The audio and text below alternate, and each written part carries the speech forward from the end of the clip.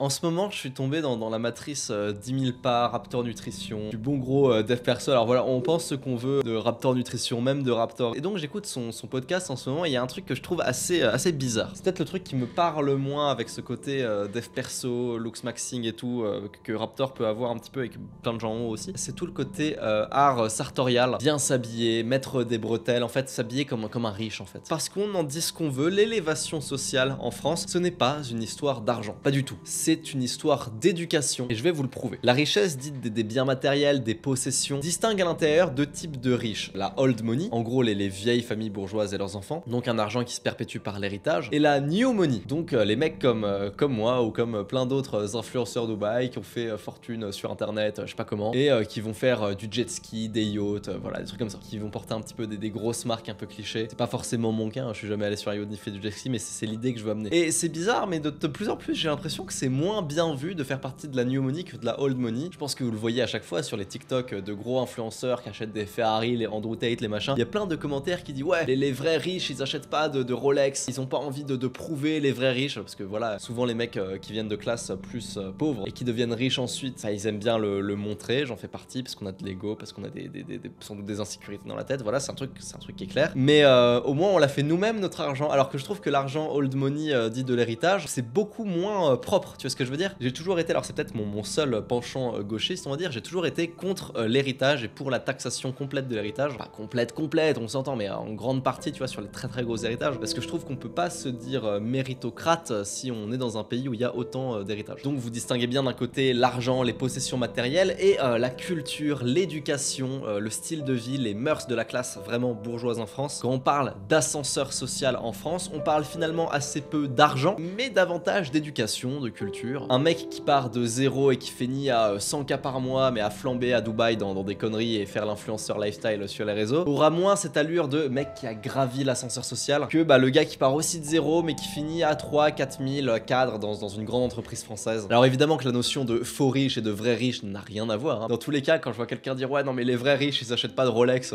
comment ça les vrais riches, c'est pas les pauvres hein, qui achètent des Rolex dans tous les cas, il faut quand même de l'argent tu vois. Mais voilà, il y a bien un distinguo old vs new money. Là où je suis d'accord, c'est que je suis assez contre, en tout cas je trouve ça un peu crade, l'ostentation de voilà toujours vouloir afficher la montre, la voiture, les Gucci, les Nike de fou. Ça fait un petit peu crypto bro tu vois. C'est vrai parce qu'en plus même au sein de la new money à l'intérieur t'as différents types de gens, t'as plutôt les crypto bros qui ont moins sans doute dû travailler pour leur argent que des entrepreneurs comme moi et tout qui préfèrent être relativement discrets. Alors voilà, vous pouvez dire ce que vous voulez sur moi, ouais Lohan il se la pète machin et tout, il y a beaucoup de gens qui disent que j'ai beaucoup d'ego et que je me la pète. Si je me la pétais, si j'avais des trucs à prouver, ça ferait longtemps que j'aurais acheté des Rolex, que j'aurais acheté un appart, que je vivrais pas chez mes parents, qu'au lieu de m'acheter des pulls, alors c'est des pulls chers, ça coûte 100 balles c'est cette merde. Mais Lohan du lycée par exemple un peu plus immature, il aurait complètement acheté du Adidas très cher tu vois. Je suis relativement plus raffiné que mon moi du lycée s'il était devenu riche. Je suis beaucoup moins en recherche de validation extérieure, mais je n'essaye pas pour autant de singer l'aristocratie, les gens aisés, faire la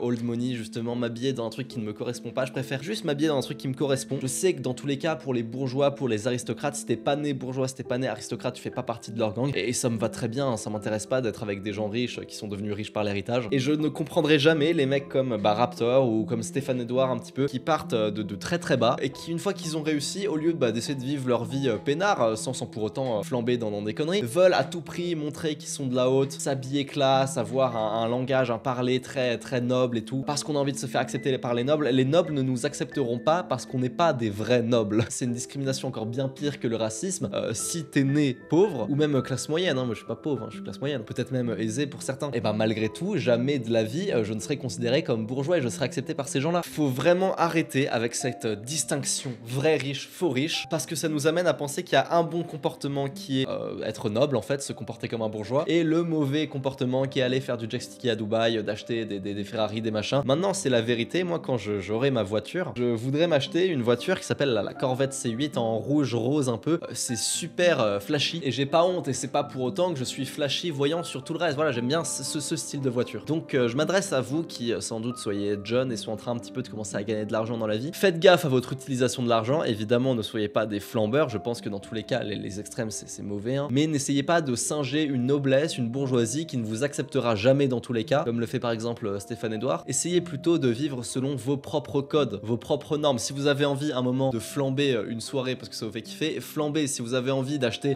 des Nike ou des Adidas super chers, achetez-les. D'un côté, ne vous dites pas oh il faut que je l'achète parce que voilà, il faut que je prouve parce que c'est ostentatoire, mais de l'autre côté, ne vous dites pas oh faut pas que j'achète ça malgré que j'en ai envie parce que ça ferait le crypto bro. Assumez pleinement qui vous êtes. Là par exemple, il y a pas longtemps, j'ai fait un achat de fou là, je me suis tout acheté en Apple, les derniers trucs Apple, iPhone, les machins et tout. Ça m'a coûté très cher, c'est évidemment un caprice, mais c'est pas un truc que je fais souvent, vous voyez. Et c'est pas pour me la péter, c'est pas pour recevoir de la validation. C'est parce que je pense que c'est un écosystème qui, pour mon travail et tout, me facilite la vie, mais fois 1000. C'est incroyable Apple, voilà, je suis devenu un Apple addict, hein, faut le savoir. Je ne dis pas pour autant que faut pas faire preuve de raffinement et encore moins d'éducation, de culture et qu'il faut pas lire des livres. Évidemment que ce qu'il y a de bon dans l'élévation sociale, c'est de lire, c'est de se cultiver. Là en ce moment, je suis en train de lire L'investisseur intelligent. C'est la vérité que beaucoup de gens qui sont très riches, et je connais des mecs qui font des 40 000 € par mois, tu leur parles de S&P 500, d'investir en bourse, de stocker un petit peu, non, ils stockent rien, ils dépensent tout tous les mois, c'est la vérité. Ça c'est des mecs des milieux très populaires, tu vois. Je vous conseille à tous de lire de Ben Graham, L'investisseur intelligent, c'est le meilleur livre sur ce sujet. Valorisez votre intellect, valorisez votre culture, évidemment que c'est important de bien parler, mais ce que je veux dire c'est vraiment ne singez pas la bourgeoisie. La vraie élévation sociale, c'est pas imiter